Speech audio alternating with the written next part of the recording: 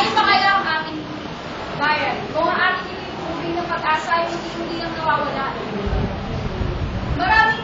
Maraming tanong ang bumubulo sa isip ng bawat isa. Kung mapaninitigan nga ba ng kabataan ang pagpapaulan at pagpapaulo ng ating panulang sinilangan. Subalit, bawat kabataan ay may natatanging kampanin para sa ikabubuti ng ating bansa.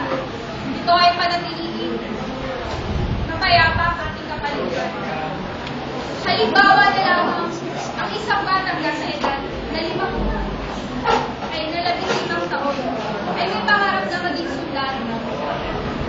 Sabihin na natin na kamit niya ang kanyang karangalan pagkalipas na 5 taon. May binabasa pa ako. Nag-start ka na.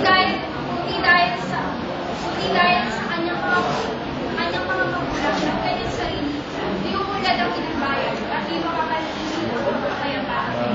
15 seconds bago ako mag-start. Paano din natin makapagtapos ang pag-aaral at makamit ang ating mga inaasahan?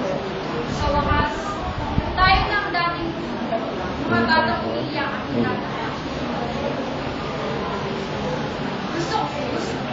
Gusto kami bigyan karangalan at magpasalamat sa mga magulang